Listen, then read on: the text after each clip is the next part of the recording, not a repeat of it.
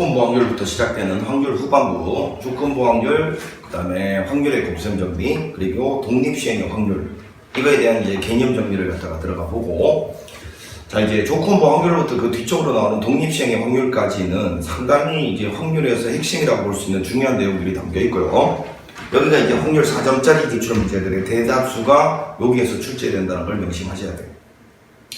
이제 확률 문제는 최근까지 크게 어려운 건 출제된 적이 없지만 지금 교과 과정이 바뀐 이후로 말이야, 뭐 기백이 빠지고 이런 이제 자반 사항들이 발생됐잖아, 그지? 기백이 담당하던 킬러 문제를 누가 담당할 것이냐, 이게 지금 초미의 관심사예요. 6월 평가는 돼봐야 알겠지만 대상으로는 지금 뭐 수열이나 이쪽 파트에서 최고 난이도를 담당할 거다, 이런 의견도 있고, 그 다음에 확률이죠. 확률에서 최고 난이도 문제, 즉 킬러 문제 중에 하나가 출제가 될 거다, 이런 관점들이 지금 지배적으로 나오고 있는 이유가, 확률은 왜 그러냐면 내년부터 또 교과 과정이 바뀌었어요. 이 확률 자체가 난이도가 상당히 평균적으로 올라갈 거다라는 이 이야기는 뭐 공공연하게 지금 뭐 정설화되고 있는 그런 이야기라고 봐도 무방하다. 그래서 확률을 공부를 갖다가 조금 열심히 해주셔야 되겠어요. 왜냐하면 내년부터 이렇게 바뀌기 전에 그 전해부터 그런 어떤 내년부터의 교과 과정을 실험하는 듯한 느낌의 그런 성격이 있었던 해가 많았거든. 그래서 확률 공부를 좀 열심히 하셔야 된다고 생각을 하시면 돼. 자, 먼저 조건부 확률이라는 걸 설명을 해보는데, 자, 요거는 이제 우리 초등학교 때 추억을 되살려 보면 A분의 B라는 요 분수값 있잖아. 요 값은 요 A를 전체로 보고 그 중에서 B가 차지하는 비율, 이렇게 공부를 했어요. 자, 요거와 마찬가지로 이게 확률은 예를 들어서 이런 거 있잖아. 뭐 예를 들어서 PA 이렇게 썼단 말이야. 요거는 A라는 사건이 발생할 확률이다, 이렇게 배웠는데, 요놈의 정의가 이제 표본 공간의 가지수 분의 A라는 사건이 가지고 있는 원소의 개수, 이게 이제 A가 일어날 확률이라고 정의를 했잖아, 수학적 확률. 단, 저 표본 공간이랑 그 다음에 A라는 사건 자체가 구성될 때 반드시 일어날 기대 정도가 똑같게 구성된 상태에서 경우의 수분의 경우의 수를 써야 이게 수학적 확률이 된다, 이렇게 배웠어요. 자, 그런데 이제 우리가 조건부 확률이라는 거는 이런 거예요. 어떤 사건이 발생했다는 가정하에서, 자, 예를 들어서 우리가 이렇게 표현할 때 이렇게 A라는 사건이 발생했다는 가정하에서 B가 일어날 확률이다, 이렇게 이야기를 하는데, 저걸 이제 우리는 조건부 확률이라 불러요. 근데 이때 요 밑에 깔리는 요 A 있잖아요. 요거는 이미 발생한 사건입니다. 사건이 이미 발생했다고. 우리 이런 거 있잖아요, 여러분. 사건이 이미 발생하면 그 사건에 대해서 확률적으로는 관심이 없어요. 왜? 예를 들어서 어떤 학생이 광성고등학교를 다니고 있는데 말이야, 그 광성고등학교 다니고 있는 학생한테 야, 너가 광성고등학교 다닐 확률은 얼마일까? 이거 묻는 것 자체가 이상한 짓이잖아, 그치? 이미 광성고등학교 다니고 있는 학생한테, 그치? 그러니까 이미 발생한 사건에 대해서는 우리는 확률은 관심이 없어요. 확률은 말 그대로 뭡니까, 여러분? 가능성이죠. 내일 지진이 일어날 확률. 그러면 내일 지진이 일어날지 안 일어날지 모르는 상황에서 그 가능성이 관심 있는 게 확률이란 말이야, 그치? 그럼 여기는 이 밑에 깔리는 이 A는 이미 발생했어요. 이 A가 발생했다라는 가정하에서 B가 일어날 확률이니까 뭔가 A라는 사건이 발생했다는 거에 B가 이미 다 공부해서 알겠지만 영향을 받아서 달라질 수 있다는 그런 가능성을 내포하고 있다고. 그러니까 이거는 A를 고려해서 B라는 확률을 구하는 방법이다라는 뜻인 거예요. A가 이미 발생했기 때문에. 여러분 이런 거 있잖아요. 아버지가 핸드폰을 갖다가 올해 내 핸드폰을 바꿔줄 확률, 그거는 그 핸드폰 바꾸는 사건 이전에 수학 성적 있잖아요. 중간고사 성적이 어떠냐에 따라서 달라질 수 있죠. 아버지가 너 이번에 시험 잘 보면 내가 핸드폰 바꿔줄게 했어. 그러면 핸드폰 바꾸는 것보다 수학 시험이 먼저 일어날 거 아니야, 그지? 그 수학 시험을 네가 잘 봤을 때 핸드폰 살 수 있는 확률과 수학 시험을 망쳤을 때 핸드폰을 살 수 있는 확률은 분명히 달라질 가능성이 있단 말이야. 맞죠? 그래서 우리가 요거는 좀 이따가 나오는 확률의 곱셈 정리랑 연결해서 그 이야기를 다시 할 텐데, 어찌됐건 A라는 게 일어났다는 가정하에서 B가 일어날 확률이기 때문에 조건부 확률은 표본 공간의 축소라고 합니다. 자, 그래서 얘를 정확하게 이해하기 위해서 벤 다이어그램을 한번 그려보면 표본 공간이 이렇게 있고 A라는 사건이 있습니다. B라는 사건도 있어요. 그럼 이거는 아까 선생님이 초등학교 추억을 왜 끄집어냈냐면 의미도 초등학교 때 의미랑 똑같기 때문에 그래요. 요거는 A를 전체로 보고 왜 A가 이미 일어났으니까 그 일어난 사건 내에서만 생각하겠다는 뜻이거든. A를 전체로 보고 그 중에서 B가 차지하는 비율이다라는 뜻이에요. 따라서 얘는요 분모에 들어오는 놈이 NS가 표본 공간이 아니고 이 A를 전체로 봅니다. 자, A, 여기는 A. 요 놈을 전체로 보기 때문에 요 놈 안에서만 생각하는 거고 저놈 바깥쪽으로 눈길을 돌리면 안 돼요. 따라서 얘는 분모가 NS가 아니고 NA가 됩니다. 그리고 요 노란색 A 안에서만 생각하는 거야. 그 A를 전체로 보고 그 중에서 B에 해당되는 확률이니까 이 노란색 동그라미 안에서 B에 해당되는 부분이 어디입니까? 자, 여기 보세요. 여기 요 노란색 안에서 여기는 B가 아닌 곳이고 여기는 B인 곳이죠? 여기죠, 여기.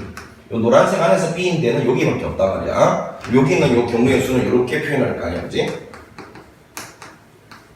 자, 그래서 바로 요 조건부 확률이란 정의가 A를 전체로 보고 그 중에서 B가 차지하는 비율이기 때문에 원소 개수분의 원소 개수, 즉 경우의 수분의 경우의 수로 계산을 할 수 있는데 그거는 바로 이와 같은 A의 원소 개수를 전체로 보고 그 중에서 B에 해당되는 건 여기 교집합 부분이니까 요 전체 중에서 요 놈이 차지하는 비율을 이렇게 표현한다. 그래서 조건부 확률은 경우의 수분의 경우의 수로 계산할 수 있다. 자, 근데 이거 양변이 아니고 참 분모 분자를 똑같은 수로 한번 나눠볼게. NA가 있었고 NA 교집합 B가 있었잖아. 요거를 분모 분자를 똑같은 NS로 한번 나눠보면 이렇게. 자, 이때 이 분모를 우리는 전체 중에서 A가 차지하는 비율이니까 A가 일어날 확률이라고 부르고요. 분자를 전체 중에서 교집합을 곱사건이라고 부른다 했죠. 곱사건이 일어날 확률이라고 정의를 했어요. 자, 그래서 결국은 조건부 확률이라는 것은 항상 경우의 수분의 경우의 수로 해결할 수도 있고 아니면 확률분의 확률로도 해결할 수 있다. 두 가지 방법으로 다 가능하다 기억하시고 경우의 수분의 경우의 수로 대신 해결을 할 때는 항상 표본 공간이라든지 아니면 A라는 사건, 곱사건 이런 것들이 기대 정도가 똑같게끔 구성될 수 있을 때만 그때만 경우의 수분의 경우의 수를 쓸 수 있다 해서 그러니까 그게 항상 가능한 건 아니기 때문에 만약에 이게 실패했을 때는 반드시 확률분의 확률로 계산을 해줘야 된단 말이야. 네가 경우의 수분의 경우의 수를 구할 수 없는 문제들 불가능한 문제는 분명히 주변을 찾아보면 이 확률이 주어져 있을 거라는 걸 명심하면 돼. 자, 그래서 얘는 이 두 가지 방법으로 표현이 가능하다라는 거 꼭 좀 기억을 하셔야 됩니다. 되겠죠? 이런 걸 이제 우리는 조건부 확률이라고 부른다. 그리고 요 놈은 A가 일어났다는 가정하에 얘를 전체로 보고 그 중에서 B가 일어날 확률을 의미한다. 자, 요 벤 다이어그램 안에서 의미를 파악하는 거 여기에 좀 초점을 맞춰서 기억을 해 둡니다.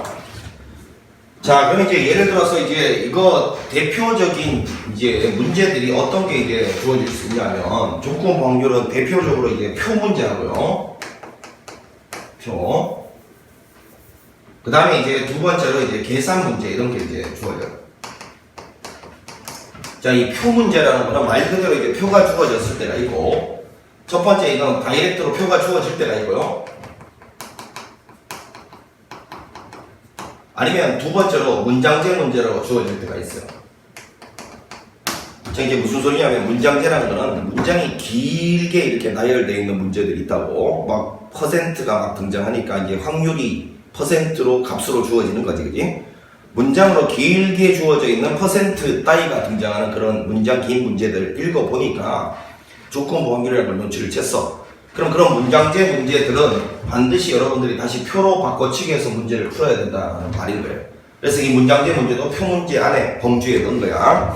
표가 다이렉트로 주어질 때가 있고요. 아니면 문장으로 길게 늘어져서 주어질 때가 있는데 이 문장으로 길게 늘어진 문제들은 전부 표로 바꿔치기해서 풀면 아주 쉽게 풀린다라는 것을 여러분들 느끼게 될 거예요. 그래서 이런 것들은 표 문제에 해당되고 계산 문제는 이런 거 있잖아요. 뭐 P의 A 교집합 B가 어쩌고 저쩌고 되고 그 다음에 뭐 P의 A 합집합 B가 얼마일 때 이렇게 할 때 이때 뭐 P의 A 가정에서 B가 뭐 일어날 확률은 얼마냐 뭐 P가 얼마일 때 이렇게 주고요. 자, 이 값이 이렇고 이 값이 이럴 때 이 값은 얼마니 뭐 이따위 문제도 있잖아. 요런 문제들이 이제 계산 문제라고 일단 선생님이 이야기할 거야. 이런 문제는 적극적으로 뭐를 그리라? 벤 다이어그램을 그리라고 강조합니다. 자, 이런 문제들은 공식에 노예가 되면 아예 시도조차 못하고 못 풀 수가 있어요. 그러니까 서술형 나온다 할지라도 이거는 벤 다이어그램을 그려서 생각을 하면 그 서술형의 식조차도 저 벤 다이어그램을 고려해서 세울 수 있다는 걸 명심해야 돼. 그래서 이 조건 확률 문제는 크게 두 부류가 있는데 표가 나올 때랑 계산 문제 이 두 가지는 각각 표 요거는 그냥 아까 그 외웠던 처음에 선생님 가르쳐줬던 여기 썼던 그 원리 식의 원리 있잖아. A가 전체로 보고 그 중에 B가 차지하는 비율이다. 그리고 벤 다이어그램 그렸었잖아. 그 원리를 이용해서 푸는 거고 말 그대로 계산 문제도 그 벤 다이어그램의 원리를 이용해서 푸는 거니까 자 조건 확률은 그 정도 기억을 하시면 되겠어요. 의미하고 어떻게 구하는 건지 하고 쓰임은 이 정도 된다는 거. 요거는 각각 무슨 말인지 좀 이따가 하나씩 다뤄보도록 하고요. 자, 그럼 이제 여기서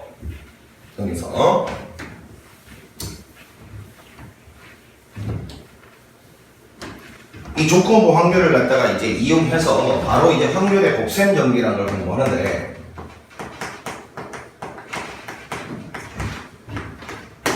자, 확률의 곱셈 정리라는 거는 이런 거예요. P, A 교집합 B. 자, 요거를 이제 우리는 곱사건이라고 그러는데 요거의 뜻은 뭐였습니까? A, B가 동시에 일어날 확률.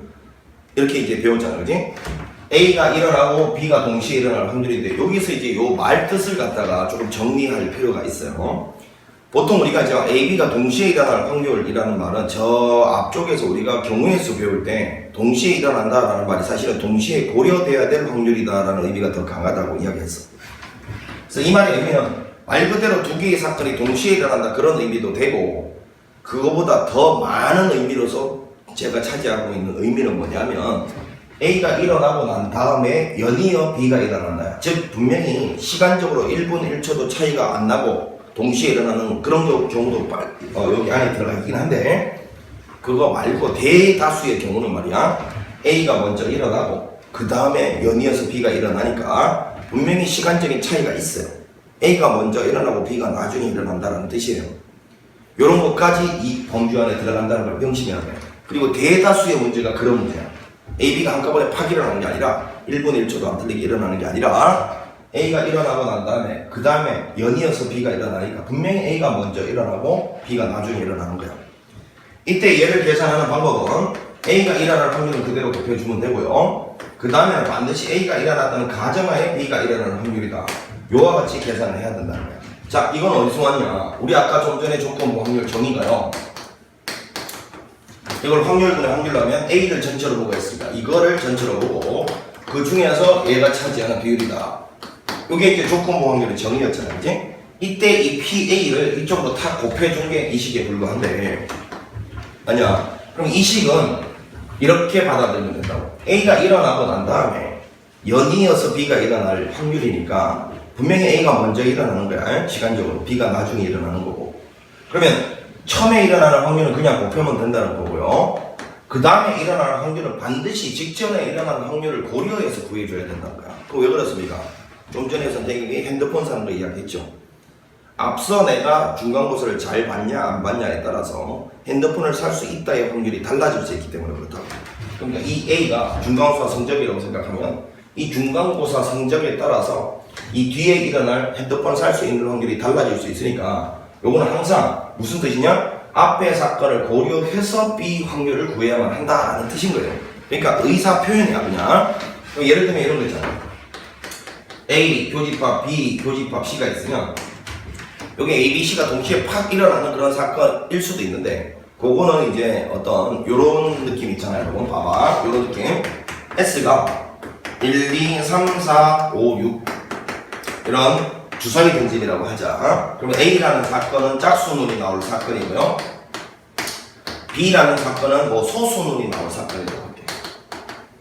자, 그러면 이제 사건이 발생한다는 뜻은 A라는 사건이 발생한다라는 뜻은 여기 2라는 4라는 6이라는 눈 3개 중에서 아무거나 하나 나오면 A라는 사건이 발생한다 이런 뜻이라 했잖아. 그지? 만약에 2라는 사건이 나왔다고 쳐봐. 2라는 주사위 던졌더니만 2라는 사건이 나왔다고 쳐봐. 2라는 눈이 나왔다고 쳐봐. 참. 그러면 그 2라는 눈은 여기에도 속해 있고 여기에도 속해 있잖아. 그지? 그럼 요런 상황은 주사위 탁 던졌을 때 2라는 눈이 탁 나오면 사실 이 사건과 이 사건이 완전히 시간적인 1분 1초의 차이도 없이 동시에 일어나는 거 맞죠? 2라는 눈이 나오면요. 요거는 A라는 사건이 발생했다 할 수도 있고 B라는 사건이 발생했다 이렇게 이야기할 수도 있기 때문에 이건 결국은 A 교집합 B인 곱사건이 발생했다 이렇게 이야기해도 되는 거 아닙니까? 그러니까 이런 상황이 1분 1초도 차이 나지 않게 두 개가 동시에 발생할 수 있는 상황이란 말이야. 근데 이 표현은 이런 상황도 표현하고 있지만 그게 아니라 A 일어나고 그 다음에 시간적인 차이 있게 B 일어나고 그 다음에 C가 이렇게 시간적인 순서에 따라서 발생한 것도 전부 이렇게 표현한단 말이야. 그리고 대다수의 문제가 시간적인 순서가 분명히 차이가 나요. A가 먼저 일어나고 그 다음에 B가 일어나고 그 다음에 C가 일어난다는 뜻이라고. 알겠지? 그래서 요것도 사실은 이런 거지. 제일 먼저 일어날 확률은요 그냥 곱하면 되고요. 그 다음부터는 반드시 직전 사건이 어떠냐를 고려해서 그 다음 사건을 구해야 된다는 뜻이 조건부확률이 가지는 의미라고. 그럼 요 B, 앞에는 A가 일어났으니까 요 B를 따질 때는 반드시 A가 일어났다는 가정하에서 B가 일어날 확률을 이렇게 구해줘야 되는 거고, 그 다음에 이 C를 구할 때는 앞에 이만큼의 사건이 발생했잖아요, 여러분. 앞에 이만큼의 사건이. 따라서 A 교집합 B라는 요 곱사건이 일어났다는 가정하에 C가 일어날 확률을 계산해서 곱해 나가야 된다. 요거를 우리는 조건부 확률이라고 부른다. 그래서 일종의 조건부 확률은 표현법이죠. 이렇게 연이어서 일어날 때 제일 앞에 있는 확률은 그대로 곱해주되 그 뒤로부터는 항상 그 앞에 무슨 사건이 일어난지를 고려해서 그 사건이 일어날 확률을 구해줘야만 한다. 왜? 그 앞 사건에 이 뒤에 연이어 일어나는 사건들이 영향을 받을 수 있기 때문에. 여기서 영향을 받을 수 있다는 거는 받을 수도 있고 안 받을 수도 있어요. 그러니까 항상 받을 수 있다는 사실을 고려해야 된다는 거예요. 이게 여러분 공부 다 해서 알겠지만 뒤에 사건이 앞에 사건에 영향을 받는 걸 종소, 영향을 받지 않는 걸 독립이라고 부르잖아, 그치? 어찌됐건 독립인지 종속인지 가능성이 둘 다 있기 때문에 앞에 거, 제일 앞에 거는 그냥 일어날 확률을 곱해주고 그 다음부터는 직전 확률이 일어났다는, 직전 사건이 일어났다는 가정하에 고려해서 그 다음 사건이 일어날 확률을 구해줘야만 한다. 그런 어떤 의사의 표현, 어떤 의미 표현이라고, 의사소통, 수학적 언어, 그런 뜻이라고. 자, 이 표현을 갖다가 잘 봐놓으시고, 이런 걸 이제 우리는 확률의 곱셈 정리라고 부르는데, 우리 이 곱셈 정리라는 거는 사실은 이 확률을 계산할 때 주로 곱하기 해서 지금 계산하고 있으니까 이름이 곱셈 정리일 뿐이야. 거창한 표현이니까 저 곱셈 정리 안에 큰 의미가, 이런 의미가 있다는 걸 기억하시고, 이름 자체는 별로 중요하지 않습니다. 그냥 곱셈을 사용했다는 뜻일 뿐이야. 연이어 일어나는 확률들은 곱하기로 연결해 간다.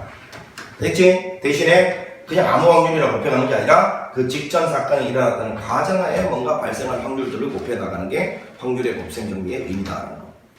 그럼 이것도 전에 선생님이 요거랑 대비해서 확률의 덧셈 정리 한번 이야기했잖아. 확률의 덧셈 정리는 바로 합사건의 확률을 구할 방법이고요. 요거는 P1 더하기 PB 마이너스 PA 교집합 B 이렇게 구해야 된다 했는데, 이 확률의 덧셈 정리 이야기할 때 강조한 게 있죠. 이거를 물론 계산하는 방법을 말하는 건데, 이건 주로 더하기 빼기 써서 덧셈 정리라고 부른다 했잖아. 사실은 하나의 관계식이란 말이야. 요 네 가지, 이 네 가지 중에서 어느 세 가지를 던져주면 너 나머지 하나를 구할 수 있니? 그런 의미로 시험에 많이 출제된다 했다. 그래서 이 확률의 곱셈 정리도 사실은 이거와 이거의 어떤 하나의 관계식이란 말이야. 아까 분명히 이 안에 담겨있는 의미는 자세하게 설명을 했잖아요. 근데 실제로 학생들 입장에서 맞닥뜨리게 되는 문제는 요 세 개의 관계식이니까 이 셋 중에서 어떤 두 개를 탁 던져주고 나머지 하나를 구할 수 있니? 라고 묻는 문제들이 계산 문제로 출제될 거란 말이에요. 그래서 이 공식 자체를 외우는 게 일단 중요하고요. 그리고 이 공식이 가지는 의미는 아까 좀 전에 설명했습니다. 순차적으로 일어날 때, 그 다음에 일어날 확률을 구할 때는 그 직전에 무슨 사건이 일어난지를 고려해서 그 확률을 계산해 줘야 된다. 그런 의미가 담겨 있다고 했어. 자, 어찌됐건 확률의 곱셈 정리, 덧셈 정리는 하나의 관계식들이고, 그 관계식 안에서 일부를 주고서 나머지 하나를 구하라는 문제식으로 식의 문제가 출제된다는 걸 잘 기억을 하십시다.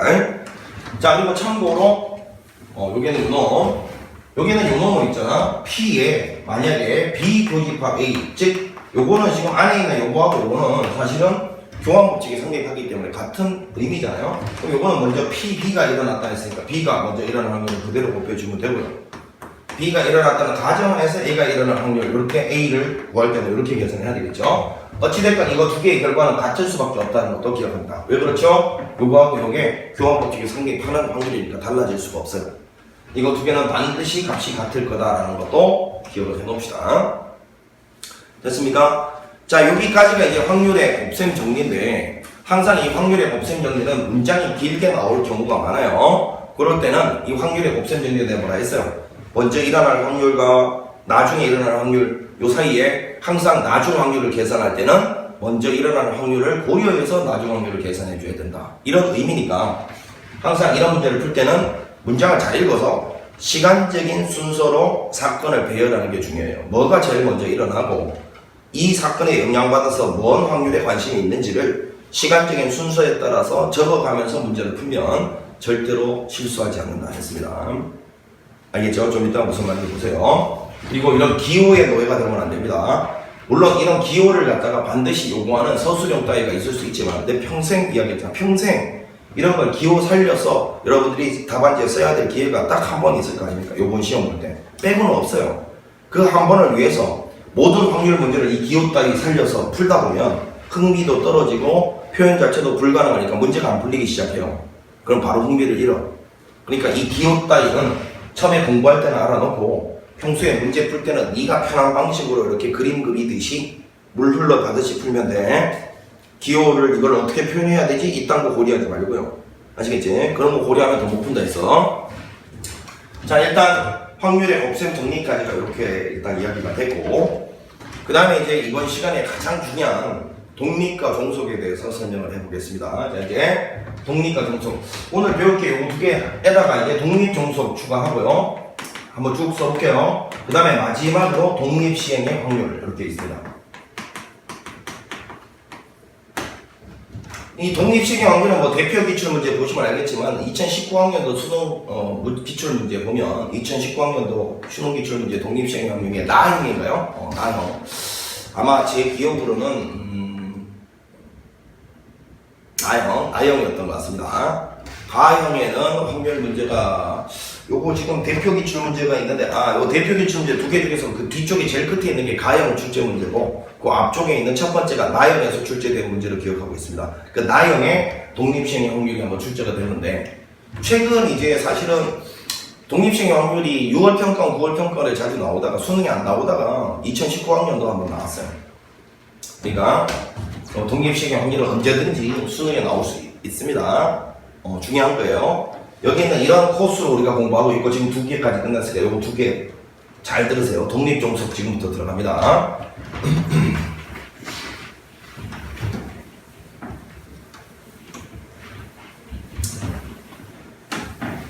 자, 독립종속을 일단 구체적으로 들어가기 전에 독립인지 종속인지가 도대체 뭔 말인지 그런 걸 먼저 한번 어렴풋이나마 느껴보고 독립종속에 대한 개념 좀 교정할게요. 예를 들어서 주머니가 있는데 흰 공이 2개가 있고 블랙, 검은 공이 3개가 들어있는 총 5개가 들어있는 주머니가 있다 칩시다. 여기서 최초에 아무것도 발생하지 않은 상태에서 공을 하나 꺼낼 때 흰 공이 나올 확률 이거는 5분의 2겠죠 당연히 5개 중에 1개인데 5개 중에 1개 꺼내는 건데 그 중에 W 흰 공이 2개 있으니까 5분의 2겠죠. 아무 사실도 벌어지지 않은 상태에서 공을 하나 꺼낼 때 블랙, 검은색이 나올 확률을 이렇게 표현합시다. 그럼 이거는 당연히 5개 중에 3개니까 5분의 3이겠지. 이런 상황인데, 자, 이제 우리가 이런 작업을 한번 해보는 거야. 자, 이거는 무슨 뜻이라 했어요? 처음에 공을 하나 꺼냈을 때 흰 공이 나오고, 그 다음에 연이어 공을 하나 꺼냈을 때 블랙이 나올 확률이라는 뜻입니다. 알겠니? 자, 그런데 요거를 일단 첫 번째 가정 비복원 추출이다라고 가정을 해보는데, 비복원이란 거는 앞에 B자는 부정의 B죠. 아닐 B자고, 복원이란 거는 여러분 문화재를 복원한다 이런 말 들어봤죠. 문화재를 원래대로 돌린다라는 뜻이잖아. 그럼 여기서 비복원이란 거는 이 안에 있는 표본 공간을 원래대로 돌리지 않는다라는 뜻이니까 공을 하나 꺼내서 확인했잖아요. 그거를 그냥 버려버리는 거예요. 그걸 다시 되돌려 넣는 걸 우리는 복원이라고 부르거든. 여기 거를 확인하고 다시 되돌려 넣는 거, 이걸 복원이라고 불러. 원래대로 돌린다는 뜻이잖아요, 표본 공간을. 그럼 비복원은 뭐겠어요? 보고 버려버리는 거예요. 다시 돌려넣지 않는 거. 자, 비복원일 때랑 복원일 때 요거 두 개를 다시 한번 계산을 해보는데, 좀 전에 우리가 뭘 배웠냐면 이런 연이어 일어나는 확률을 계산할 때는 첫 번째 일어날 확률은 그대로 써주시고, 그 다음에 B가 일어날 때는 분명히 W가 일어났던 가정하에 B가 일어날 확률이다, 이렇게 계산해야 돼요. 얘든 똑같습니다. 자, 이걸 지금 하나하나 계산해보자고. 먼저 비복원일 때 가보자. 여기서 공을 하나 끊을 때 W가 나올 확률은 여전히 5분의 2죠.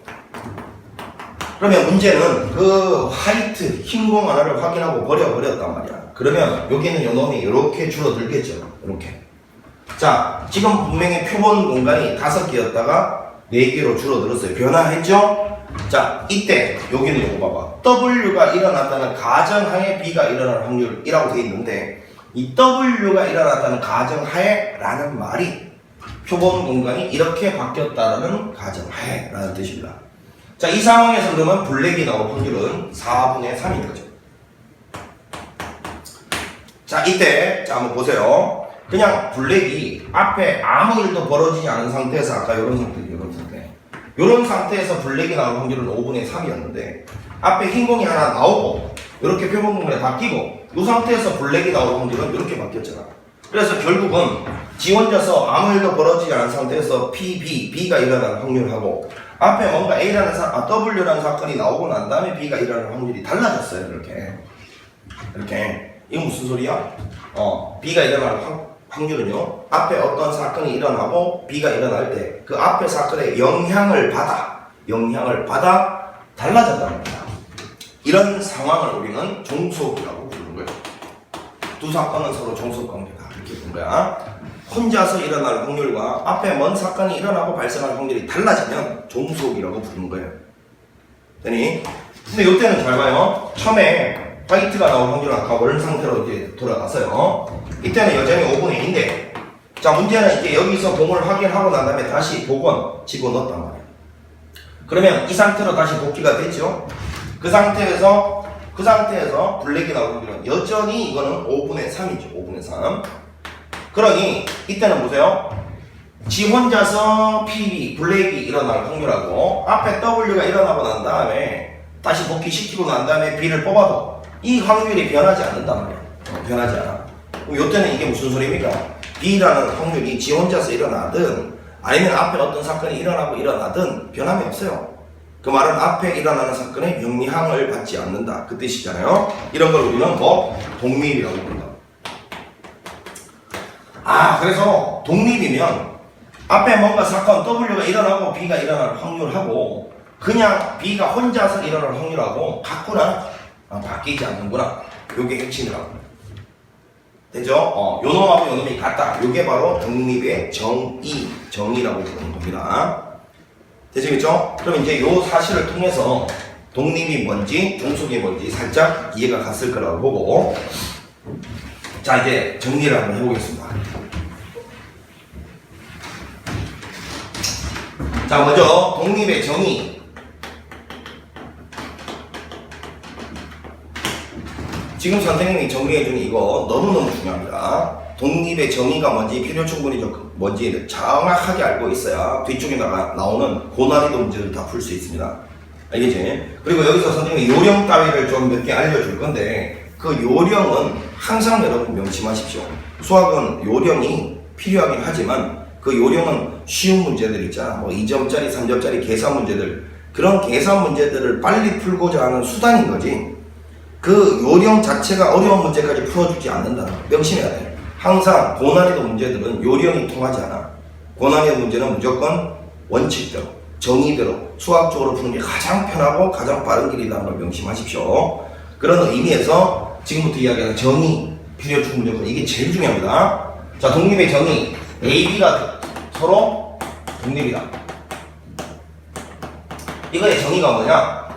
자, A가 일어나고 B가 일어날 확률과 그 다음에 A가 일어나지 않고 B가 일어날 확률이 그냥 B가 일어날 확률, 최초의 B가 일어날 확률과 바뀌지 않을 때 좀 전에 이야기했죠. PB랑 PW 바 B 요게 같다는 게 바로 독립의 정의라고 이야기했잖아요. 자, 이랬을 때 이제 서로기 때문에 이제 B가 일어나고 A가 일어날 확률과 그 다음에 B가 일어나지 않고 A가 일어날 확률은 또 PA, A가 혼자서 일어날 확률과 같다. 자, 여기 있는 이 상황을 우리는 조식을 등호가 만족되면 서로 독립이라고 부르는 거고요. 여기서 등호가 만족되지 않으면 종속이라고 부르는 겁니다. 저 등호가 만족되면 독립, 저 등호가 만족되지 않으면 종속이라고 부르는 거예요.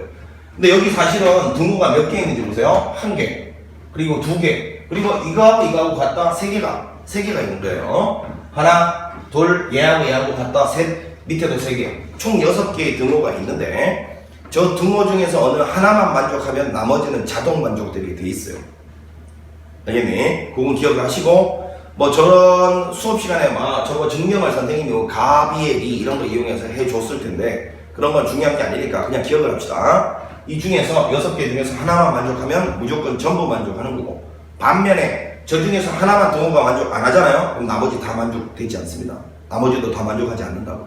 즉 이 중에서 어느 하나만 만족하면 독립이다, 종속이다를 따질 수 있다고. 등호 성립하면 독립, 등호가 성립 안 하면 종속이라고.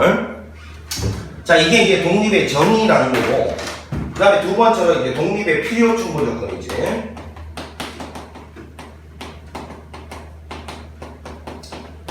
독립의 필요 충분 조건은 뭐냐면 우리가 PA 교집합 B 요거는 확률의 곱셈 정리해서 처음에 일어날 확률은 그대로 곱해주면 되고요.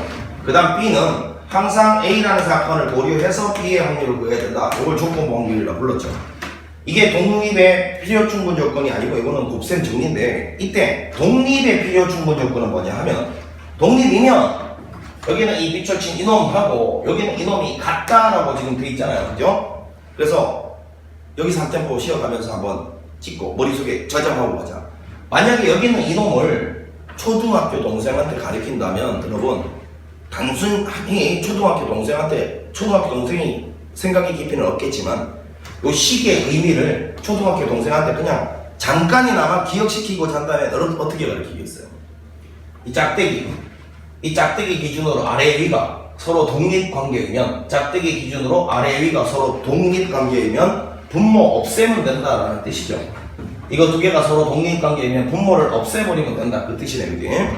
그래서 만약에 독립이라는 말이 나와 있었으면 이게 이제 필요 충분 조건인데 이와 같이 구할 수 있다는 말이네. 이거 대신에 PB를 써도 된다는 말이라서 여기는 요 네모친식 있잖아요. 요걸 우리는 뭐라고 부르다? 독립의 필요 충분 조건이라고 불러요. 오해하지 마십시오. 종속이면 이걸 쓰고 독립이면 이걸 쓴다, 그게 아니고요. 독립이든 종속이든 확률의 곱셈 정리 이렇게 표현을 하는 것인데, 독립일 때만 이 값과 이 값이 같아진다는 뜻이에요. 그러니까 이 네모친 식은 이런 거지. 만약에 AB가 독립이면 이 식을 만족하고요. 저 네모 안에 있는 식이 만족해도 AB가 독립이라고 말할 수 있잖아. 그래서 결국은 왔다리가 다 되니까 필요 충분 조건이라고 부르는 거고. 그럼 요쯤에서 요거하고 정의하고 그럼 필요 충분 조건은 도대체 어디다가 써먹느냐? 자, 눈치챈 학생들 있죠. 어떤 두 사건을 주고서 그 두 개의 사건이 독립이니 종속이니를 밝히라는 문제들 있잖아.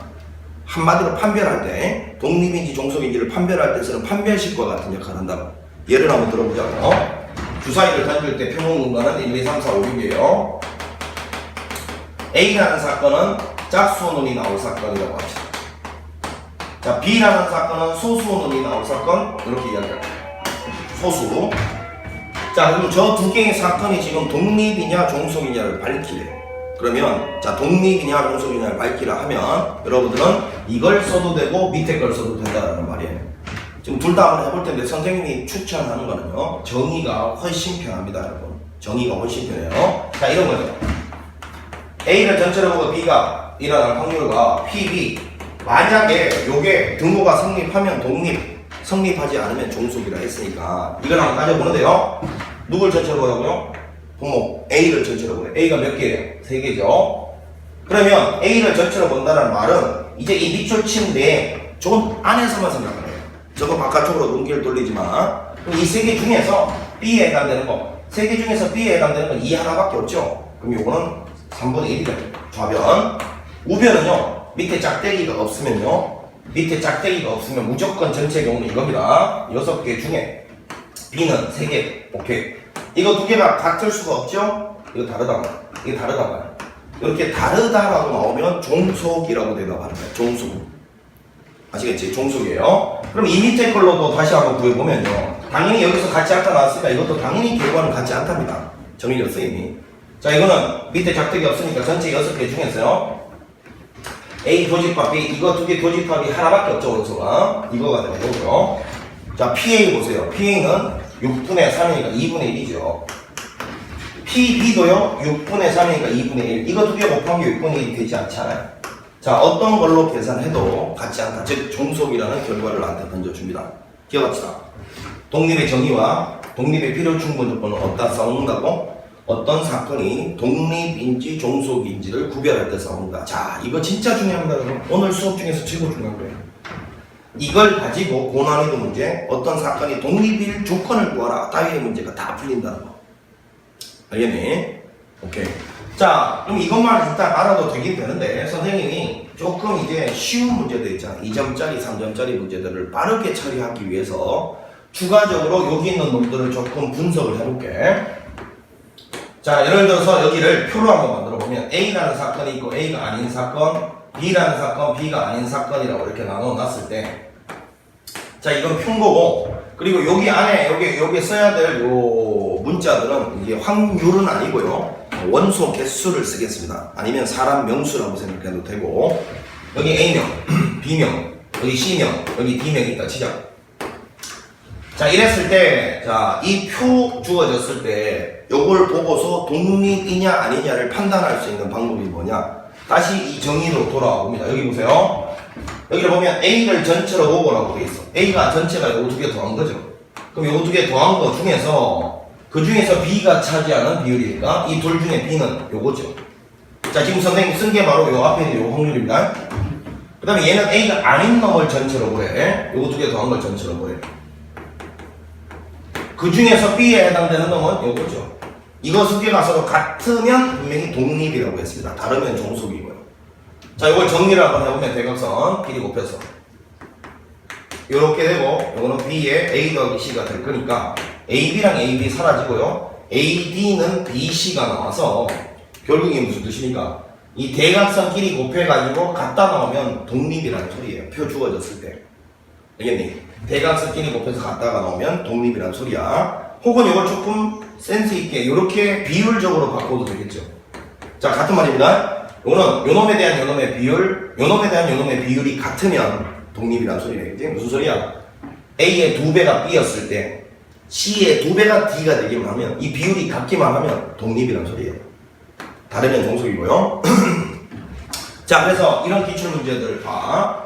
예를 들어서 여기 남자가 있고 여기 여자가 있고요, 여기 안경을 쓴 학생이 있고 안경을 안 쓴 학생이 있다 치자. 자, 여기 20명이고요, 여기가 60명이었고 여기 30명이고 여기 X명인데, 자, 남자라는 사건과 안경을 썼을 사건이 독립이 되기 위한 X의 명수는 몇 명이냐, 이게 기출문제에 있단 말이야. 그럼 이랬을 때 조금 빠르게 처리할 수 있는 객관식 처리 방법은 20을 몇 배에 60이 됩니까? 3배죠. 그럼 30도 3배 하면 얼마 됩니까? 90. 그러니까 X자리에 90이 와 있으면 독립이라는 소리입니다. 이해가죠? 3배니까 3배가 와 있으면 독립이다. 그 뜻이 요거거든. 어디까지나 요거는 2점짜리, 3점짜리 쉬운 문제를 풀기 위한 일종의 요령입니다. 그러면 다시 한번 강조하는데, 이 요령이 안 통하는 문제들은 뭐야? 고난이도 문제들, 어려운 문제들. 그럼 고난이도 문제, 어려운 문제들은 어떻게 해야 돼? 요령 피우지 말고 여기 원리 원칙을 갖다가 사용하시면 되는 거라고. 되시겠어? 이런 것들은 어디까지나 쉬운 문제들 빨리빨리 풀어내라고 추가적으로 알려를 주는 것일 뿐, 사실은 이거 두 개 알면 끝나요. 이거 두 개 알면 모든 문제를 풀 수 있다는 걸 좀 이따가 보여줄 거야. 자, 그 다음에 이제 요거를 벤 다이어그램으로 한번 다시 옮겨보는데, 자, 여기서 이제 또 중요한 거 하나를 강조를 하는데요. 뭘 강조하느냐? 독립종속의 문제는요, 웬만하면 이때는 벤 다이어그램을 자제합니다. 벤 다이어그램을 쓰지 말라는 이야기죠. 왜 그러냐면 독립종속 문제는 벤 다이어그램을 갖다가 그려서 계산하면 확률적으로 더 복잡한 일이 발생할 수 있어요. 요때만 빼고 나머지는 다 벤 다이어그램인데 요때는 일단 벤 다이어그램을 자제하는데 단 예외가 있어. 언제냐면요, 원소 개수가 주어졌을 때는, 확률이 주어졌을 때 벤 다이어그램으로 표현하면 더 복잡해지거든. 근데 원소 개수가 주어졌을 때는 이때는 적극적으로 활용하자. 그럼 요 말이, 요 원소 개수가 주어졌을 때 적극적으로 활용하자는 말이 바로 여기 그리는 벤 다이어그램의 의미입니다. 일반적으로 확률이 주어졌을 때는 쓰지 마세요. 자, 그러면 여기 잘 보시면 A라는 사건이 있고요, B라는 사건이 있습니다. 그럼 요거를 여기다가 적어 놓는 거예요. 그대로 A도 맞고 B도 맞는 곳 A, 여기가 A명이에요. 그 다음에 A는 아니고 B는 맞아. B는 맞고 A가 아닌 곳이 B래. 그럼 여기가 B. 자, 여기는 뭐야? A는 맞고 B가 아닌 곳, 여기가 C래. 여기. 그 다음에 A도 아니고 B도 아닌 곳이 D래. 자, 요렇게 이제 이거 원소 개수라고 했습니다. 요래 했을 때 AD랑 BC가 같으면 요게 독립이라고 했고요. 이게 다르면 종속이라고 했습니다. 분명히 요거랑 요거 곱한 거랑 요거 두 개 곱한 게 같으면 독립이라는 거야. 되겠니? 오케이. 요 벤 다이어그램은 원소 개수 주어졌을 때만 저런 상황이 오면 독립이라는 걸 기억해 봅시다. 그리고 다시 한번 강조, 이건 어디까지냐, 요령일 뿐. 어려운 고난이도 문제는 항상 요거를 떠올린다는 거 다시 한번 강조했어요. 이 요령을 그대로 맹신하면 안 된다는 거 명심해야 돼. 어려운 문제 나왔을 때 저 요령이 안 통하는 문제들은 항상 원리 원칙대로 정의 혹은 필요 충분 조건 따위로 문제를 풀어야 된다는 거, 이거는 절대 명심해야 돼. 딴 생각하면 안 돼. 제일 중요한 게 이 두 가지. 자, 어찌됐건 요거는 이제 쉬운 문제에서 원소 개수가 등장하면서 뭔가 독립 따위를 논하면 요 벤 다이어그램을 잘 떠올리라라는 거고요. 그 다음에 이제 이걸 그리는 데는 또 하나의 이유가 있어요. 지금부터 할 이야기 때문에 그림 그 의미가 더 큰다. 요거는 배반 사건이면 독립이다, 혹은 독립이면 배반 사건이다. 요거 다 둘 다 틀린 말입니다. 틀린 말이고요. 배반 사건이면 종속이다. 자, 이런 명제가 이렇게 네 가지가 있을 때, 뭐 원래 명제, 역명제, 원래 명제, 역명제 네 가지 명제가 있을 때요, 이 중에서 오로지 참인 거는 요것만 참이고요, 배반이면 종속이다, 얘만 참이고 나머지 몽땅 거짓입니다. 그래서 일단 요거를 외우는 방법은 선생님이 영화 배우 혹은 드라마 배우 중에서 배종옥이라는 분 있다 했죠. 배반이면 종속이다, 배반이면 종속이다 만 참이에요. 나머지는 몽땅 거짓입니다. 자, 지금부터 그게 거짓이란 걸 보여주는데 이거를 이해시키기 위해서 내가 이 그림을 그린 거야. 자, 잘 봐.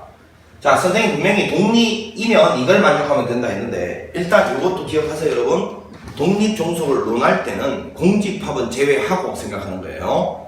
공집합은 제외하고 생각하는 겁니다. 그러니까 이 안에 최소한 A 안에 B 안에 원소 한 개 이상씩은 있다는 가정하에서 이야기가 논해집니다. 기억하셔야 돼. 어찌됐건 독립이면 이걸 만족하면 독립이고, AD랑 BC가 만약에 다르면 이거는 종속이라고 했거든. 그럼 일단 잘 봐. 독립이든 종속이든 여기 중간에 교집합이 존재합니다. 독립이든 종속이든 중간에가 존재해요. 이해가죠? 이해가지? 존재하는데 이쁘게 이렇게 같아지면 독립이고 달라지면 종속이가 있거든. 일단 존재하는데 같아지면 독립, 달라지면 종속이니까 배반 사건이라는 게 어떤 걸 배반 사건이라고 부릅니까? A라는 사건과 B라는 사건의 교집합이 전혀 없는 상태를 배반 사건이라고 부르는 거 아닙니까? 그치? 그래서 독립이면 배반이다, 종속이든 배반이다, 이게 틀린 이유는 벌써 여기서 이야기를 한 거야. 독립이든 종속이든 교집합이 존재합니다. 존재하는 상태에서 여기 이쁘게 같아지면 독립, 달라지면 종속이기 때문에 이쪽 방향은 무조건 틀린 거예요. 독립이든 종속이든 교집합이 존재하므로 배반 사건이라 볼 수 없다. 그러면 배반이면 독립이다, 얘는 왜 틀린 거냐 하면, 자, 첫 번째 개념적으로 한번 설명해 볼게요. 예를 들어서 정의를 한번 해서 어떤 학생 뭐 A라는 철수라는 학생과 영희라는 학생 두 명의 학생이 있는데 이 두 명의 학생 중에서 한 명만 뽑아서 유학을 보내준대. 미국으로. 그럼 생각해봐. 철수가 뽑히면 영희는 못 가고 영희가 뽑히면 철수가 못 가는 거 아닙니까? 그러니까 이 두 개의 사건은 배반 사건이에요. 동시에 일어날 수가 없어요. 그럼 생각해봐. 이게 두 개가 떨어져 있다고 학생들은 독립이지 않을까? 이런 착각이 빠져요. 서로 영향을 끼치지 않지 않나? 엄청나게 큰 영향을 끼칩니다. 왜? 철수가 뽑히잖아요? 유학하기 뽑히잖아. 그럼 영희는 죽었다 깨나도 못 가요. 유학을 못 간다고. 엄청나게 영향을 크게 끼치고 있는 거야. 영희가 뽑히면요. 철수가 못 가는 거죠. 죽었다 깨나도 못 가. 그러니까 이거는 영향을 안 끼치는 게 아니라 무지무지 큰 영향을 끼치고 있는 거야. 이해가지? 또는 자 분명히 여기 쳐다봐. 배반 사건이면 분명히 교집합이 빵 아닙니까? 없잖아. 그러면 잘 봐. 교집합이 없으면 여기가 빵개인 거지. 빵개. 그러면 잘 들어. 여기가 빵개면 빵 곱하기 D. 여기는 빵이 되고요. 그 다음에 C하고 B 곱한 거는 빵이 아닐 거 아니야. 이거는 빵이 아닐 거 아니야. 그럼 무조건 배반 사건 같은 경우는 이 밑에 거 요거를 만족하게 된다는 걸 알 수 있어. 배반 사건이면 여기가 빵개니까요. 빵 곱하기 D는 빵. BC 곱한 건 빵이 아닐 거 아니야. 따라서 배반 사건이라면 무조건 여기 있는 요식을 만족한다는 걸 알 수 있어. 그러므로 배반 사건은 독립이다는 틀렸고요. 배반 사건이면 종속이다가 맞다는 거야. 이해가지? 요걸 밑에 걸 만족하기 때문에 배반 사건이면 이건 틀린 말이고 이건 맞는 말이 된다. 이렇게 이해하기 위해서 요거를 그린 겁니다. 되시겠지? 오케이. 자 여기까지 이해를 했으면 이제 마지막으로 이런 거 하나 기억을 합시다. 만약에 A와 B가 독립이다. 이 A와 B가 독립이라는 게 보장이 되면 자 이런 거잖아. PA 교집합 B는 PA 곱하기 PB다. 요게 독립의 필요 충분 조건을 쓰네요. 요게 나한테 보장이 돼 있을 때 결국은 A와 B의 여집합 A의 여집합과 B A 여집합과 B의 여집합 요거 세 개는 자동 독립 보장입니다. 자 그런데 요거 진짜 중요하니까 잘 들어야 돼. 정말로 중요한 포인트야. A와 B 그리고 요놈 그리고 요놈 그리고 요놈 총 4가지 모습이 있잖아요. 사실상 이 4가지 모습 중에서 어느 하나만 독립이잖아. 어느 하나만 독립이면 나머지 3개는 무조건 자동 독립 보장이야. 무슨 소리냐면 A, B가 독립 보장일 때 이거 3개가 자동 독립 보장이다. 그것만 만족하는 게 아니고 만약에 예를 들어서 요게 독립이라는 게 보장되더라도 이거는 다 독립이 보장된다는 뜻이야. 넷 중에서 어느 하나만 독립이 보장되면 나머지 하나는 무조건 자동적으로 나머지 3개는 참 무조건 독립이다라는 뜻이에요. 다시요. 이 4개 중에서 아무거나 하나만 독립 보장되잖아. 그럼 나머지 3개는 무조건 독립이 보장된다는 거예요. 자 그럼 선생님이 하나만 증명을 해볼게. 얘가 독립 보장됐을 때 동그라미 친구가 이거 있잖아요. 요게 독립임을 증명해볼게. 자 그러면 얘가 독립임을 증명할 때 PA 여집합 교집합 B 요것이 이놈이 일어나는 확률 곱하기 그냥 이놈이 일어나는 확률 요렇게 이제 곱해지면 요렇게 딱 쓸 수 있으면 이게 이렇게 딱 계산될 수 있으면 요게 독립의 필요 충분 조건이니까 얘가 독립이란 게 증명됐다라고 했어요. 그럼 이 상황에서 어떤 식으로 증명이 내려와서 얘가 될지를 지금 상황이 어떤 식으로 증명할지를 모를 때는 선생님이 뭐라 했어요? 이럴 때 증명 기법 중에 하나는 거슬러 올라가면 된다 했죠. 거꾸로. 자 이걸 거꾸로 한번 올라가 보면 1 빼기 PA 곱하기 PB 이렇게 될 거고 이걸 전개해 보면 분배 법칙으로 이거 조금 칸이 부족하니까 다시 쓸게. 요게 P의 A 여집합 곱하기 PB 이렇게 끝나면 되는데 거슬러 올라가면 됩니다. 요거 1 빼기 PA가 될 거고 거기에 PB를 곱한 거죠. 자 이걸 분배 법칙에서 이제 전개해 보면 PB 마이너스 PA 곱하기 PB가 될 거고요. 자 이제 뭔가 요게 나왔잖아. 요게 나왔으면 사실은 요거는 요놈이 바꿔치기 돼서 얘가 됐겠죠. 따라서 그 위에 줄은요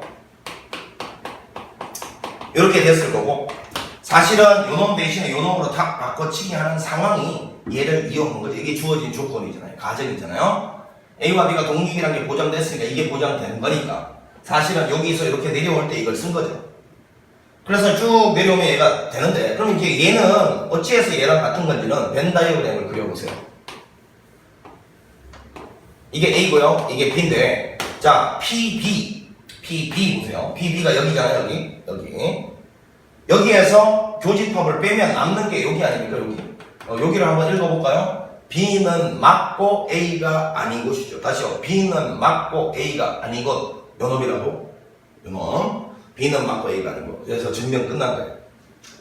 되겠습니까? 자, 따라서 어떤 이 네 개 중에서 하나가 독립일 때 나머지 세 개는 이와 같은 방식으로 모조리 다 독립이라는 걸 증명할 수 있습니다. 그러니까 이제 받아들이시면 돼. 다시 한번 이야기한다. AB가 독립이라고 이거 세 개가 자동 독립 보정된다. 그것만이 만족되는 게 아니고 네 가지 모습이 있잖아. 자, 여기다 써볼까? 하나, 둘, 셋, 넷. 이 중에서 어느 하나가 독립 보정되잖아. 그럼 나머지 세 개는 무조건 자동 독립이야. 그 이야기야.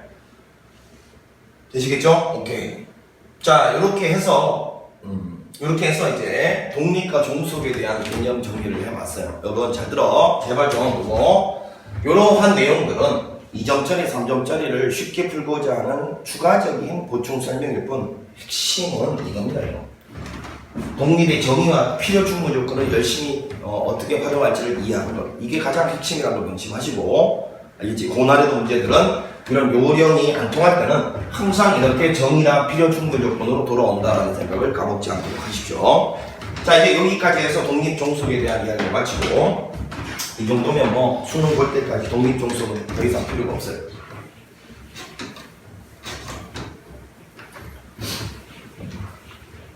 자, 이제 마지막.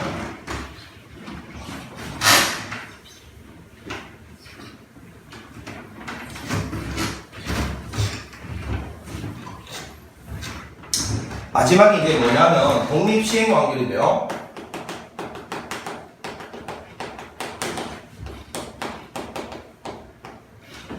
자, 이제 독립 시행이란 건 뭐냐면 이런 거예요. 여러분. 시행이란 건 뭐였습니까? 자, 생각해요. 그냥 실험, 관찰, 행동 따위를 말하는 게 아니고 동일한 조건 하에서 무한히 반복할 수 있고 전적으로 우연에 의해서 결정되는 실험, 관찰, 행동이라 했어요. 뭐 사람의 의도가 들어가면 안 됩니다. 주사위를 뭐 특정 눈을 더 잘 나오게 사기치는 사람들의 행동, 이런 건 시행이라고 부르지 않아요. 이해가지? 동일한 조건 하에서 무한히 반복할 수 있고 뭐라고? 전적으로 우연에 의해서 결정되는 실험, 관찰, 행동 등을 시행이라고 부르는데, 그럼 독립 시행이란 건 뭔 말이냐? 예를 들어서 주사위를 5번 던진다고 쳐보세요. 자, 처음에 내가 주사위를 탁 던져서 2라는 눈이 나왔어. 근데 그 주사위를 두 번째 다시 던질 때 무슨 눈이 나올지가 처음에 나왔던 눈에 영향을 받을 수가 없죠. 새로 던지는 건데 어떻게 영향을 받습니까? 그지? 그리고 그 주사위를 다시 세 번째 던질 때 앞에 있는 첫 번째, 두 번째 무슨 눈이 나왔는지가 그 세 번째 던짐의 결과에 영향을 끼칠 수가 없어요. 이런 관계를 독립시행이라고 부른다고. 동전 던지기 마찬가지죠. 첫 번째 동전 던졌는데 앞면 나왔어? 그 동전을 다시 두 번째 던질 때 무슨 면이 나올지가 앞면 결과에 영향을 절대 받을 수가 없잖아요. 그리고요, 어떤 선수가, 농구 선수가 자유투를 쏘는데 첫 번째 자유투가 성공하고 실패하고가 그 다음 자유투의 결과에 영향을 끼칠 수 없습니다. 자, 단 심리적인 압박감, 이딴 거는 확률에서 생각하지 않습니다. 알겠지? 그리고 승부차기도 마찬가지죠. 전 사람이 승부차기를 성공했다 실패했다가 그 다음 사람한테 영향을 끼칠 수가 없어요. 분명히 여기서 심리적인 압박감, 이딴 거는 확률에서 취급하지 않는다고. 자, 그래서 이런 서로 여러 번 시행을 함에 있어서 서로의 어떤 시행 결과가 그 다음 시행 결과에 영향을 끼칠 수가 없는 그런 시행을 독립시행이라고 부르고, 그 시행의 결과를 우리는 사건이라고 부르잖아. 그치? 그럼 결론이 뭐야? 독립시행의 결과로 발생하는 사건들은 여전히 독립적인 사건이 된다는 뜻입니다. 그럼 요쯤에서 조금 전에 했던 거 복습 한번 해보면, 어떤 A라는 사건과 B라는 사건과 C라는 사건과 D라는 사건이 연이어 발생을 하는데, 만약에 이 각각의 사건이 서로 독립적인 사건이었다면 이 확률을 계산할 때 매 순간 각각의 사건이 발생되는 확률들을, 매 순간 확률들을 그대로 곱해가기만 하면 된다. 이게 사건이 독립일 때의 계산 방법이었어요. 이해가지? 독립적인 사건들이 연이어 벌어질 때는 각각이 벌어질 확률들을 계속 곱해가기만 한다. 이게 독립사건의 필요 충분 조건 아니었습니까? 그지? 그럼 이걸 이용해서, 자, 지금부터 이런 거야. 자, 독립시행의 확률이라는 거는 독립적인 시행을 독립적인 시행을 여러 번, 여기서 여러 번이라는 건 보통 n번이라고, n번. 여러 번 반복할 때. 자, 이 문장 상당히 중요한데, 뭐 주사위를 10번 던질 때, 동전을 20번 던질 때, 이렇게 독립적인 시행을 여러 번 반복할 때라고 문장이 시작되잖아요. 10중 8구 무조건 이 문제입니다. 알겠지? 그럼 여러 번 반복할 때, 내가 관심 있는 사건.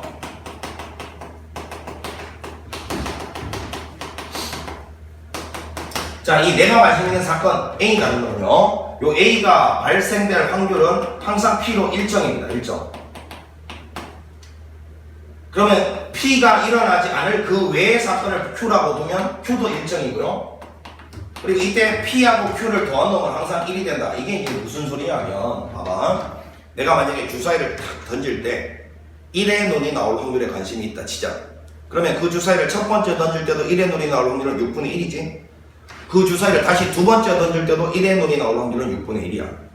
그 주사위를 세 번째 던질 때도 1의 눈이 나올 확률은 6분의 1이야. 그러니까 그 주사위를 몇 번째 던지느냐에 관계없이 항상 내가 관심 있는 게 만약에 1의 눈이 나올 확률이라면 걔는 6분의 1로 변하지 않는다는 거야. 항상 일정해. 그리고 1의 눈이 나올 확률 말고 나머지 눈이 나올 확률도 6분의 5로 항상 일정하고 그 두 개는 더해서 항상 1이 된다는 뜻입니다. 자, 이때 관심 있는 사건 A가 R번 일어날 확률. 자, 이게 결론적으로는 N 콤비네이션 R에 P의 R제곱, Q의 N-R제곱이 된다. 이런 소리입니다. 쉽게 말해서 요 P가 내가 관심 있는 사건 일어날 확률인데 요 P 위에 있는 요 지수 있잖아요. 지수. 요 지수가 사실은 일어나는 횟수라고 해요. 횟수. 그럼 사실은 요 Q는 전체 N번 중에서 R번을 P가 일어났으면요, 나머지 즉 N-R번은 P가 아닌 Q가 일어났다는 이야기니까 요 위에 거 요거는요 Q가 일어난 횟수요. 횟수. N번 중에서 P가 일어나는 횟수는 R번이고 그 밖에 P가 아닌 Q가 일어나는 횟수는 나머지 N-R번이 일어났다. 그런 확률을 이렇게 표현을 해야 된다는 뜻이에요. 그럼 이제 왜 이렇게 표현해야 되는지를 이해하면 되는데, 요거는 선생님이 예를 들어서 설명하겠습니다. 자, 예를 들면 주사위를 4번 던질 때, 자, 주사위를 4번 던질 때 1의 눈이 한 번만 나올 확률을 구하라. 자, 주사위를 4번 던질 때 1의 눈이 한 번 나올 확률을 구하라 했어요. 자, 그러면 주사위 던진 첫 번째, 두 번째, 세 번째, 네 번째 이렇게 이제 주사위를 던진다 쳤을 때, 첫 번째, 두 번째, 세 번째, 네 번째 주사위를 던진다 쳤을 때, 요 1의 눈이 나올 확률, 요거는요 6분의 1이겠죠? 1의 눈이 나올 확률, 요게 내가 관심 있는 사건이에요. 그러면 Q는 그 외의 눈이 나올 확률은 6분의 5일 겁니다. 자, 이랬을 때 4번 중에서 어느 한 번, 어딘가에서 한 번 저 P가 발생하고 나머지 3번은 Q가 발생해야 된다, 그 말이잖아. 그럼 그걸 한번 써보면 P가 여기서 나왔을 수도 있고, 그 다음에 P가 이렇게 두 번째 발생했을 수도 있고, P가 이렇게 세 번째 발생했을 수도 있고, 그 다음에 마지막으로 P가 네 번째 발생했을 수도 있는데, 자, 지금부터 하는 이야기를 잘 들어야 돼. 우리가 주사위를 첫 번째 던지고, 두 번째 던지고, 세 번째 던지고, 네 번째 던지는 요 시행 자체가 독립시행이면 그 시행의 결과들은 독립사건이 된다 했고, 그 독립사건이 발생할 확률을 밑에다 놨었으니 첫 번 던지고, 두 번 던지고, 세 번 던지고, 네 번 던졌을 때 이렇게 될 확률, 요 네 개를 던졌을 때 발생할 확률은 그 각각이 발생할 확률을 이걸 다 곱해가면 된다 했어요. 곱해가면. 따라서 여기는 이런 상황이 벌어졌을 때 확률은 PQ의 세제곱이 된단 말이에요. 주사위 첫 번째 던지고, 두 번째 던지고, 세 번째 던지고, 네 번째 던진 이 시행 자체가 독립 시행이다 보니까 그 결과물들은 다 독립 사건일 거고, 그 네 번 연속해서 던진 결과물들이 발생할 확률을 계산하라 그러면 각각이 발생할 확률을 모조리 곱해가면 된다 이거예요. 그럼 이걸 싹 곱하면 이렇게 되고, 밑에 것도 마찬가지죠. PQ의 세제곱, PQ의 세제곱, PQ의 세제곱이다. 그러면 결국은 여기는 요 네 개를 모조리 더해 내린 게, 자, 얼마냐면 4 곱하기 P, Q의 세제곱인데, 도대체 그럼 이 4가 뭐냐라는 것만 이제 이해를 하면 되잖아. 그지? 그리고 선생님 여기는 요 지수가 발생한 횟수라고 했는데 봐봐라. 4번 던질 때 P가 한 번만 딱 등장하고 Q가 3번을 등장하게 되는 게 이 말 아니야. 이래돌이 한 번만 나온다 했잖아. 그지? 그럼 만약에 P가 한 번 나오고 Q가 3번 나왔으면 이 발생 횟수가 얘는 한 번, 얘는 3번인데 독립시행의 확률이라는 거는 이걸 모조리 곱해 가다 보니까 자 생각해봐. P가 한 번 나오고 Q가 3번 나왔는데 이걸 곱해서 계산하는 게 확률 계산법이잖아. 그지?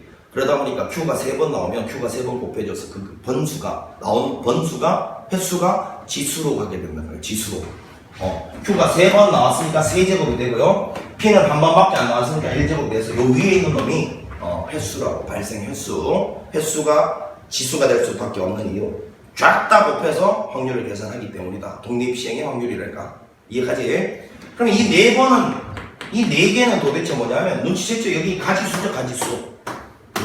매번 확률을 이렇게 계산되는데 그 확률이 다 더해내리면 4번 더해져야 된다니까 이 4번의 의미는 이 횟수라고 횟수. 그럼 도대체 이 횟수가 뭔데?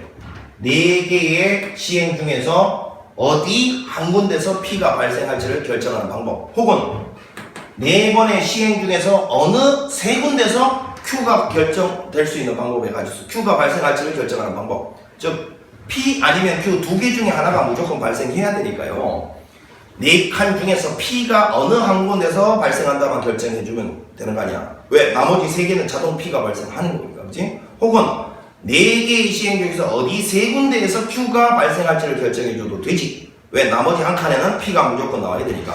어떤 걸 쓰더라도 괜찮은데 보통 이 위에 있는 요거 2개 중에서 더 작은 놈을 따라가서 계산하게 되니까 요거 둘 중에 아무거나 고려해도 상관이 없다. 어찌됐건 중요한 거는 이게 이 4개의 시행 중에서요 P가 일어날 한 군데 다시요 4개의 시행 중 P가 일어날 한 군데를 결정하는 방법도 되고 Q가 일어날 3군데를 결정하는 방법도 된다는 거.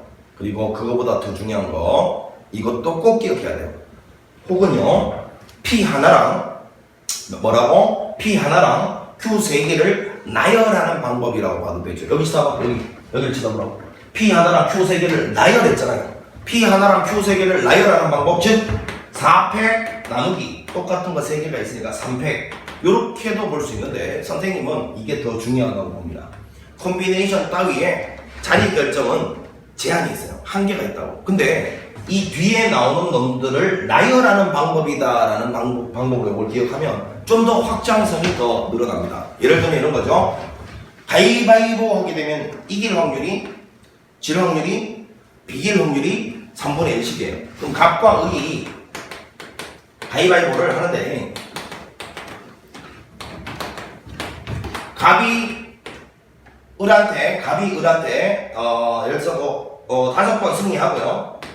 그 다음에 10번 예를 들어서 비기고 5번 패할 확률을 구하라. 그러면 이때는 승리할 확률도 3분의 1이고요. 비길 확률도 3분의 1이고 패할 확률도 3분의 1이면 결국은 총 가위바위보를 20번 할 때요. 20번 할 때 가위바위보를 20번 할 때 승리는 5번 나타나고 비기는 건 10번 나타나고 피하는 건 5번 나타날 테니 그걸 모조리 쓱 이렇게 곱한 게 확률 계산법이라 했으니까 자 3분의 1의 승리는 5제곱 그 다음에 3분의 1의 비기는 건 10제곱 그 다음에 피하는 건 3분의 1은 5제곱이 될 건데 이러한 순간이 몇 번 발생하는지를 다 더해내린 게 이 앞에 들어갈 개수라고 했으니까 이때는 이게 3개잖아 3개 3개면 콤비네이션으로 표현할 수가 없잖아 그지? 그럼 요때 떠올라야 될 게 생각한 거라 했어. 요거를 나열하는 방법이라고 했거든. 그럼 생각해봐. 요거 5개와 요거 10개와 요거 5개 똑같은 거 5개 똑같은 거 10개 똑같은 거 5개를 나열하는 방법. 얼마? 20팩토리아. 여기 들어갈 놈이 20팩 나누기 5팩 10팩 5팩. 자 이렇게 이 앞에 개수가 결정된다는 거. 그러니까 요 앞에 있는 요 개수는 콤비네이션 따위의 공식으로 외우기보다요 오른쪽에는 요런 놈들을 나열하는 방법에 가지수다가 훨씬 중요한 개념입니다. P 하나랑 Q 3개를 나열하는 방법. 알겠지? 이게 더 중요하다는 걸 매우 강조할게. 자 이렇게 해서 이제 독립시행의 확률까지 개념 정리를 해봤고요. 이걸 이용해서 이제 문제풀이를 한번 들어가 보도록 합시다. 개념 정리가 나머지에 대해서 좀 길었던 이유가 중요한 것도 더 많고 반드시 알아야 될 것들이 있어서 알겠죠? 좀 지루했지만 꼭 좀 강의를 잘 듣고 개념을 확실하게 잡은 다음에 문제를 풀도록 하십시오. 자, 수고했습니다.